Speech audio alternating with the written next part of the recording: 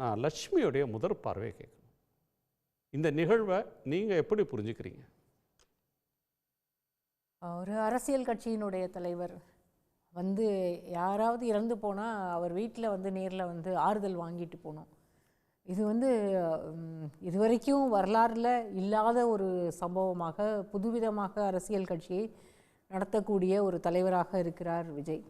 கரூருக்கு நேரடியாக போக முடியல, கூட்டம் திரும்பவும் தன்னை பார்க்க அந்த ரசிகர்கள் கூடி விடுவார்கள், அது வந்து சிக்கலாக மாறிடும் அப்படின்னா அவர் நினைக்கக்கூடியது யதார்த்தமான ஒன்று தான். அதை சரி, ஓகே, நீங்கள் மக்கள் திரும்ப கூடிட்டா எதுவும் சிக்கல் வந்துடுமோ அப்படின்னு நினைக்கிறத நம்ம புரிஞ்சிக்க முடியுது.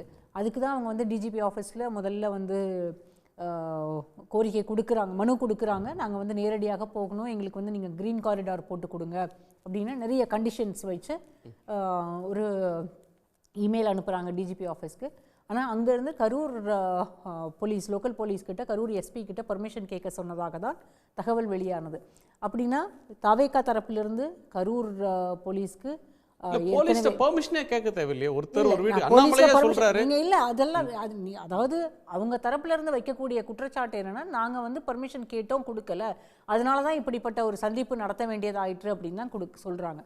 அப்படி கரூர் போலீஸ்க்கு அவங்க எழுதியிருந்தாங்களா, நேரடியாக மனு எதுவும் கொடுக்கப்பட்டதா, கொடுத்து எங்களுக்கு வந்து பர்மிஷன் கொடுங்கன்னு கேட்டிருந்தாங்களா இல்லையான்ற ஒரு கேள்வி இருக்குது. அப்படி அதுவுமே கொடுக்கப்படலை அப்படின்னா ஏன் வந்து சுப்ரீம் கோர்ட் வரைக்கும் போய் சிபிஐ இன்வெஸ்டிகேஷனை கேட்டு பெற முடிந்த தாவேக்காவால் இங்கே மெட்ராஸ் ஹைகோர்ட்டில் ஒரு பெட்டிஷன் ஃபைல் பண்ணியிருக்கலாமே, அந்த விக்டிம் ஃபேமிலிஸை நாங்கள் வந்து நேரடியாக சந்திக்க போகணும், தலைவர் சந்திக்க போகணும், சந்திக்கிறதுக்கான அனுமதி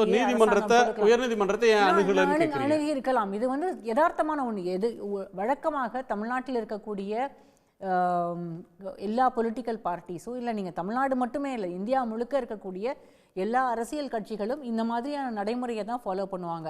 யாருமே 400 கிலோமீட்டருக்கு ஒரு வால்வோ பஸ்ஸில் இறந்து போனவங்களோட குடும்பங்களை ஏற்றிக்கிட்டு நேரில் வந்து இங்கே நீங்கள் வந்து ஒரு பீச் ரிசார்ட்டில் தங்கிக்கோங்க, அவர் ஒரு திரைக்கு பின்னால் இருப்பார், அல்லது அவர் ஒரு தனியாக ஒரு அறையில் இருப்பார், ஒரு ஆடிட்டோரியத்தில் நீங்கள் எல்லோரும் உட்கார்ந்துருந்துங்க இருங்க, அவர் கூப்பிடும்போது ஒருத்தராக நீங்கள் 4 பேர் 5 பேராக போய் அவர் என்ன சொல்கிறாரோ அதை கேட்டுக்குங்க, அதுக்கப்புறகு வந்து அவர் வந்து மன்னிப்பு கேட்பார், இல்லை வந்து நேரடியாக உங்கள்கிட்ட வந்து அவருடைய ஆறுதலை தெரிவிப்பார், அழுகையாக கூட இருக்கலாம். அது அப்படியெல்லாம் இருக்கிறது வந்து இது வந்து நம்ம இது வரைக்கும் வரலாறுலேயே கேள்விப்படாதது. என்னோட தமிழ்நாட்டில் இருக்கக்கூடிய எந்த அரசியல் கட்சிகளும் இது வரைக்கும் செய்ததே கிடையாது. அப்படிதான் விஜய் வந்து அரசியல் செய்யணுன்ற அவசியம் இல்லை. ஒரு 40 பேர் இறந்து போயிருக்காங்க, அந்த குடும்பங்களில் 30 நாள் வரைக்கும் உங்களால் ஏற்கனவே ஃபோனில் பேசிட்டாரு, உங்களால் உங்களுடைய நிர்வாகிகளை நேரில் அனுப்ப முடியல, காசு கொடுத்துருக்கீங்க 20 லட்ச ரூபா, இப்போ வந்து அவங்க கொடுக்கக்கூடிய ப்ராமிஸ் என்னன்னா, உங்களை வாழ்நாள் முழுவதும் உங்கள் குடும்பங்களை நாங்களே தத்தெடுத்துக்கிறோம், உங்களுக்கு மாதம் 5000 ரூபாய் கொடுக்குறோம், உங்களுக்கு வேறு என்ன தேவைகள் இருக்கிறதோ எல்லாத்தையும் நாங்கள் பூர்த்தி செய்து கொடுக்குறோம். இதெல்லாம் அரசியலை தாண்டி இதெல்லாம் வந்து இதுக்கு வேறு என்ன வார்த்தைகளை பயன்படுத்துறதுன்னு தெரியல. ஆனால் இதெல்லாம் ரொம்ப தவறான ஒரு முன்னுதாரணம். நீங்கள் வந்து அந்த கல்ட் மனப்பான்மையை உருவாக்கி அதன் மூலமாக மக்களை தங்கள் பின்னால் வைத்துக்கொள்ள முடியும் என்பதை இன்றைக்கு வரைக்கும் ஆணித்தரமாக நம்புகிறார் விஜய். அது வந்து ரொம்ப ரொம்ப தவறான ஒரு மனநிலை. இது வந்து வேறு எங்கே கொண்டு போய் நிறுத்தும்? நீங்கள் வந்து அரசியல், நீங்கள் கட்சி தலைவராக இருக்கலாம், அல்லது நீங்கள் முதலமைச்சராக கூட வந்துடுங்க, அதில் எந்த ஆட்சேபனையும் யாருக்கும் இருக்க முடியாது. உங்கள் கட்சி வெற்றி பெற்றாலும் கூட அதில் ஓகே தான். ஆனால் இது மாதிரியான ஒரு மனநிலையை உருவாக்குவது என்பது அவரே வந்து அவருக்கு என்ன மனநிலை அதில் இருக்கிறது. நான் ஒரு கட்சி நடத்துகிறேன், நான் ஒரு ஆக்டராக நீங்கள் என்ன வேணாலும் பண்ணுங்கள், ஒரு இடத்துக்கு கூப்பிட்டு ஒரு 10 பேரை நீங்கள் மீட் பண்ணுங்கள், ஒரு ஆடியோ லான்ச்சை நடத்துங்க, ஒரு ஆடியோ லான்ச்சை வந்து ஒரு பீச் ரிசார்ட்டில் வைங்க, இல்லை வந்து அதை வந்து வேறு ஏதாவது ஒரு டெஸ்டினேஷனில் மலேசியாவில் எடுத்துகிட்டு போங்க, இல்லை சிங்கப்பூருக்கு எடுத்துகிட்டு போங்க, இல்லை வேறு எங்கேயாவது வேணாலும் போய் கோடிகளை கொட்டி நீங்கள் எது வேணாலும் செய்யுங்க. ஆனால் மக்கள் ஒரு துக்கப்பட்டிருக்கக்கூடிய ஒரு குடும்பம், அது 30 நாள், அந்த 30 நாளில் அவங்க வந்து பெரும்பாலும் மீண்டு வந்திருப்பாங்க. இந்த நேரத்தில் திரும்பவும் அவங்கள கூப்பிட்டு அவங்களுக்கு எல்லாத்தையும் ஞாபகப்படுத்தி நான் உங்கள் கூட இருக்கேன் அப்படின்னு காலில் விழுந்து அழுகிறதெல்லாம் இதெல்லாம் என்ன விதமான மனநிலைன்னு எனக்கு தெரியல. ஸோ இந்த அணுகுமுறையே நீங்கள் எதிர்க்கிறீங்க, இந்த அணுகுமுறையே தப்புன்றீங்க. ஆமாம், இது வந்து எப்படி ஏற்றுக்க முடியும்?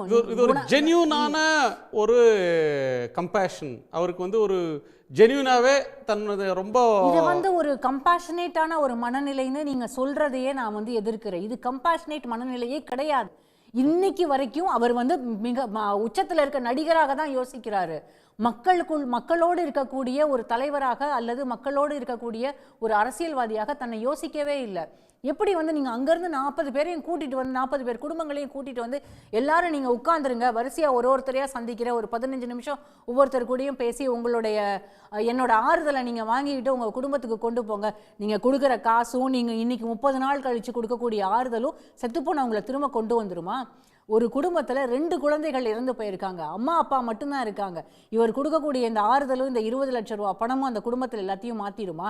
உங்களுக்கு ரசிகர்களாக பணமும் இறந்து போனவங்கள கொண்டு வராதுங்க. இதுல வந்து இல்ல ஆறுதல் சொல்றதுன்றது இல்ல குணா, ஆறுதல் சொல்றதுன்றது சரிதான். எல்லா நேரங்கள்லயும் ஆறுதல் தேவையான ஒன்றுதான். அந்த கம்பேஷனேட்டான மனநிலை இருக்கணும், எல்லாருக்குமே இருக்கணும். நீங்களும் அப்படிதான், நானும் அப்படிதான், அது உண்மைதான். ஆனா அது 30 நாள் கழிச்சு செய்ய வேண்டிய அவசியம், அதுவும் அங்க இருந்து இங்க கூட்டிட்டு வந்து செய்ய வேண்டிய அவசியம் என்ன? ஏற்கனவே வெளியிட்ட வீடியோவில் இருக்கிற அதே கண்டென்ட் தான் இப்பவும் இருக்கா? தொட்டு பாருங்க, பழி வாங்குறதுனா என்கிட்ட என்ன பாருங்க அப்படின்னு சொல்ற மனநிலை இருக்கிறதா? இல்ல நான் தாமதமா வந்தேன், இந்த துயர நிகழ்வுக்கு நானும் ஒரு வகையில காரணமாயிட்டேன், அப்படியான ஒரு எண்ணப்போக்கு வெளிப்பட்டதா? இல்ல விஜயும் சரி, விஜயோடு இருக்கக்கூடியவர்கள் யாருமே வந்து தங்கள் பக்கம் இருக்கக்கூடிய தவறை வந்து ஒத்துக்கவே இல்லை. இன்னைக்கு கூட மெட்ராஸ் ஹைகோர்ட்ல அந்த எஸ்ஓபிக்கான அந்த பெட்டிஷன் வந்து வரும்போது தாவேகா தரப்பிலிருந்து வைக்கப்பட்ட ஆர்கியூமெண்ட் என்னன்னா, எங்களுக்கு மட்டும்தான் கண்டிஷன்ஸ் அதிகமாக கொடுக்குறாங்க, கரூருக்கு கூட முதல் நாள் வரைக்கும் எங்களுக்கு வந்து பர்மிஷன் கொடுக்காம தாமதப்படுத்தினதுனால தான் இந்த ஸ்டாம்பீடே நடந்தது, அதனால தான் நாங்கள் ஆர்கனைஸ் பண்ண முடியலன்ற மாதிரி தான் வாதங்கள் இன்னைக்கு வைக்கப்பட்டது. ஆனால் அவங்க வந்து ஒன்றை வந்து கன்வீனியண்ட்டாக மறைச்சிட்டாங்க. ஆக்சுவலாக டிசம்பரில் தான் கரூரில் அவங்க முதலாக வெளியிட்ட அந்த ஸ்கெடியூல் படி டிசம்பரில் தான் அவர் கரூர் போகிறதாக ஒரு திட்டமே இருந்தது. ஆனால் இதை வந்து திடீர்னு இவங்க போஸ்ட்போன் பண்ணி கரூரில் செப்டம்பர் 27 வேணுன்றதை இவங்க வந்து 21, 22 தேதியில தான் தாவேகாவே முடிவு செய்து அதற்கு பிறகு தான் போய் பர்மிஷனே கேட்குறாங்க.